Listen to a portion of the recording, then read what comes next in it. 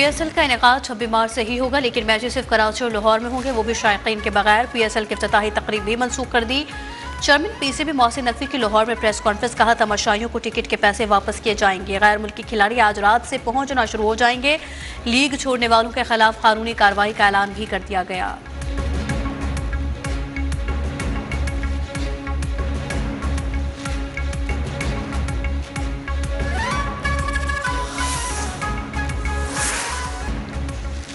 Iran के पैदर पे हमलों से इजराइल लरज उठा। सिहोनी रियासत का फिजाई दिफाई निज़ाम मुकम्मल नाकाम। इजरायली एटमी मरकज दिमोना पर यके बाद दीगर 2 हमले किए इजरायली शहर, और रात को भी मिसाइल से निशाना बनाया। रात में 450 किलो वजनी मिसाइल हदफ पर गिरा। हमलों में 6 अफराद हलाक और 150 जख्मी हुए। ईरानी शहर गलील पर ईरानी मिसाइल हमले में 1 शख्स हलाक हो गया। ईरानी हमलों में दर्जनों इमारतें मलबे का ढेर बन गई। ईरानी पासदारान इनकलाब का कहना है कि इजरायली आसमानों पर अब ईरानी मिसाइल्स को तसल्लुत है। ईरान की नई हिकमत अमली और लॉन्च सिस्टम से अमरीकी और सिहोनी कमांडर हैरान रह जाएंगी।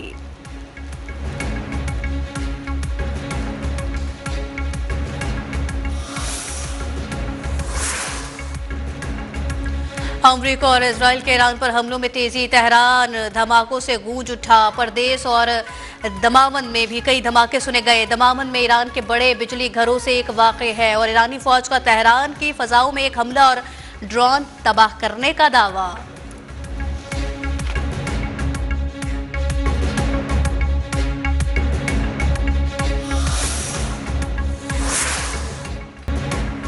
ईरान ने अबनाए हुर्मुज़ पर 48 घंटे के अंदर ना खोली तो सख्त कार्रवाई करेंगे। अमेरिकी सदर डोनाल्ड ट्रंप के ईरान को धमकी, कहा ईरान के पावर प्लांट्स को मरहलावार तबाह करेंगे। सबसे बड़े बिजली घरों को पहले निशाना बनाया जाएगा। अमेरिकी सदर ट्रंप न्यूयॉर्क टाइम्स पर भी बरस पड़े, कहा अमेरिका ईरान को दुनिया के नक्शे से मिटा चुका है, ईरानी क़यादत खत्म कर दी है। और न्यूयॉर्क टाइम्स का यह भी कहना है कि ट्रंप ईरान जंग में मकासद हासिल नहीं कर सके।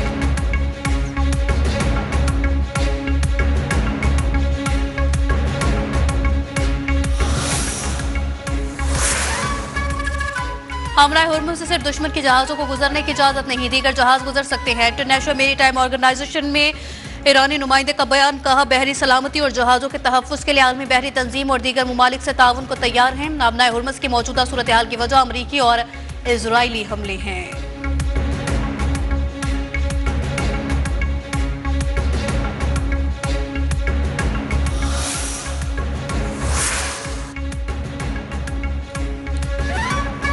दिमोना और अराद पर ईरान के हौलनाक हमलों के बाद इजरायली वज़ीर आज़म नेतन्याहू परेशान। सूरत हाल को इजराइल के लिए इंतहाई मुश्किल शाम करार दे दिया। हमलों के बाद इजरायली वज़ारत तालीम ने पूरे मुल्क में तालीमी इदारों में छुट्टी दे दी है। ऐलान किया कोई शख्स जिस्मानी तौर पर किसी तालीमी इदारे ना जाए।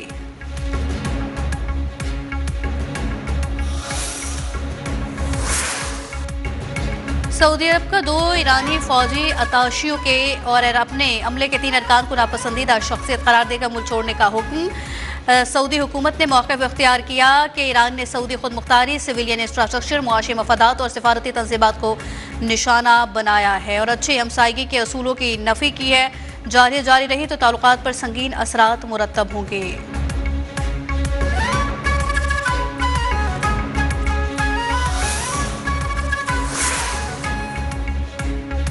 आप हमारे भाई हैं, हमारा आप लोगों से किसी किस्म का कोई तनाज़ा नहीं है।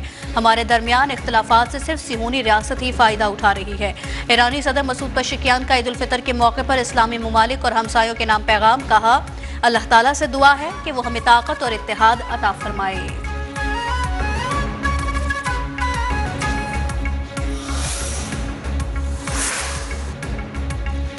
मुत्तहदा अरब अमारात के करीब बहरी जहाज पर मिसाइल हमला, जहाज को नुकसान पहुंचने की इत्तला, तमना महफूज रहा। सऊदी दारुल हुकूमत रियाज पर भी मिसाइल हमला।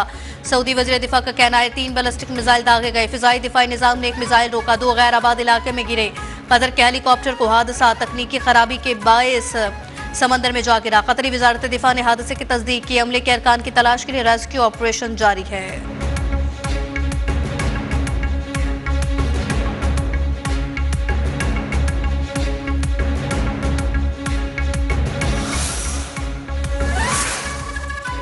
ईरान ने बहरे हिंद में अमेरिका और बरतानिया के मुश्तरका फौजी अड्डे डिएगो गार्शिया पर बैलिस्टिक मिसाइल दागने की तरदीद कर दी है। सीनियर ईरानी ओहदेदार ने यह कहा कि ईरान डिएगो गार्शिया पर हमले का जिम्मेदार नहीं है, वो 4000 किलोमीटर दूर है। अमेरिकी अखबार ने डेगो गार्शिया फौजी अड्डे पर ईरानी बैलिस्टिक मिसाइल हमले का दावा किया था और हमले के बाद बरतानवी जौहरी आबदोज ने बहरे अरब में पोजीशन संभाली थी। बरतानवी अखबार के मुताबिक जौहरी आबदोज टोमाहक क्रूज मिसाइल से लैस है।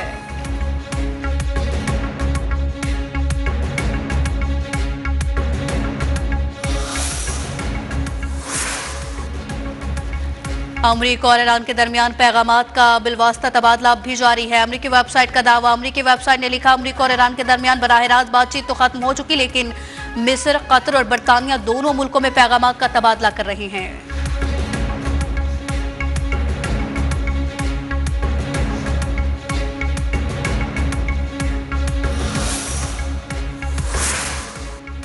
अमेरिका ईरान जंग से दुनिया भर में एविएशन इंडस्ट्री को कोरोना वायरस के बाद सबसे बड़े बहरान का सामना हुआ। हवाई अड्डे मुतासिर और रोजाना खलीज के लिए परवाजों के मंसूखे से बड़ा नुकसान। एयरलाइंस को ईंधन की किल्लत का भी सामना। वार्निंग जारी कर दी गई। आलमी मार्केट में फ्यूल जेट की कीमतें आसमान पर पहुंच गई हैं। एयरलाइंस की टिकटों की कीमत में मजीद इजाफे का खदशा है।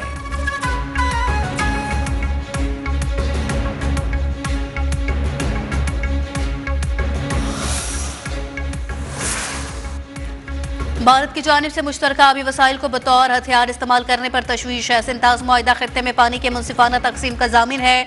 भारत की जानिब से सिंताज मुआहिदे की मुअत्तली की मजम्मत का इरादा करते हैं। आलमी यौम आब पर सदर मुमलिकत आसिफ अली जरदारी का पैगाम। वज़ीर आज़म शहबाज शरीफ ने अपने पैगाम में कहा, पाकिस्तान को आबी क़िल्लत का चैलेंज दरपेश है। मौसमी और ग्लेशियर निज़ाम में तब्दीली ने आबी क़िल्लत के खतरात बढ़ा दिए हैं। कोशिश है कि मौसर नहरी निज़ाम से पानी ज़िया में 33% कमी लाएं और पानी के मौसर इस्तेमाल में 30% इजाफा करें। टेलीमेट्री सिस्टम से दरियाओं के बहाव की बर वक्त निगरानी मुमकिन होगी।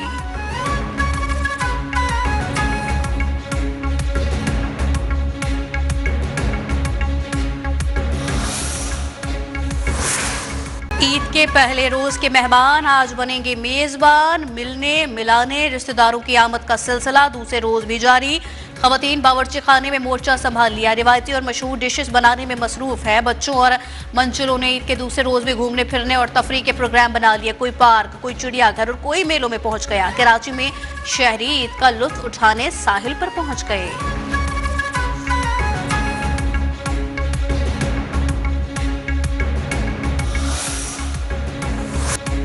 ईद के मौके पर लाइन ऑफ कंट्रोल के अगले महाजों पर तैनात पाक फौज के बहादुर जवानों का कौम के नाम खुसूसी पैगाम। बर्फपोश पहाड़ों पर फराइज अंजाम देते जवानों की कौम को ईद की मुबारकबाद। कहा कि वतनी अजीज का दिफा अव्वलीन तरजीह है। हम चौकस हैं ताकि कौम पुरअमन माहौल में खुशियाँ मना सके। अहले खाना से दूर है लेकिन अव्वलीन तरजीह है और हम मुल्क की सलामती और अवाम की खुशी ही हमारे लिए सबसे बड़ी ईद है।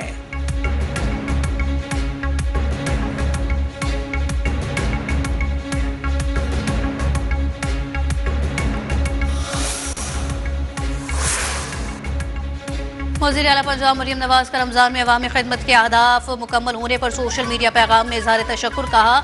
निगहबान रमज़ान पैकेज के तहत अवामी खिदमत का तारीखी रिकॉर्ड कायम किया। 4.5 लाख खानदानों तकरीबन 2.5 करोड़ अफराद की माली मावनत की गई। 45,000 खानदानों को 10,000 रुपए दिए गए। सूबे में 40 लाख रोजदारों ने 422 निगहबान दस्तरखानों पर इफ्तार किया। 75 रमजान बाजार लगाए गए जिनमें रोजाना 5.5 लाख से ज्यादा शहरियों ने खरीदारी की।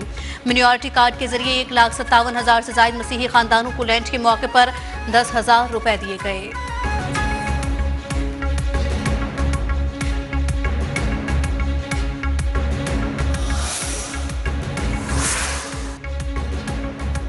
मुल्क में बारिश का एक और सिलसिला बरसने के लिए अब तैयार है। महकमा मौसमियात ने बलोचिस्तान, खैबर पख्तूनख्वा और बालाई सिंध में बारिश की पेश गोई कर दी है। कोयटा, ज़ियारत, चमन, नोशकी, जोब, कल्लात में बारिश और यालाबारी का इम्कान है। डेरा गाजी खान, लिया, बहावलपुर, भक्कर, मियावाली और खुशाब में भी बारिश हो सकती है।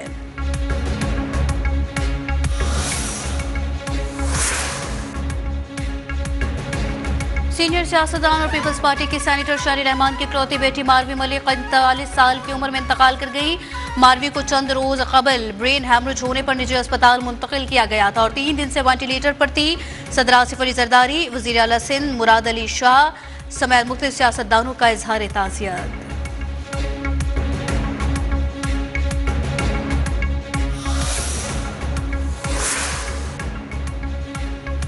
अमरीकी रियासत सियाटल में आज खालिस्तान के लिए रेफरेंडम होगा। हजारों सिख वोट डालने के लिए पहुंचने लगे। रेफरेंडम की क़यादत सिख रहनुमा गुरपतवंत सिंह पन्नू कर रहे हैं और रेफरेंडम के मौके पर डाउनटाउन सियाटल में खालिस्तानी झंडे लहरा दिए गए हैं।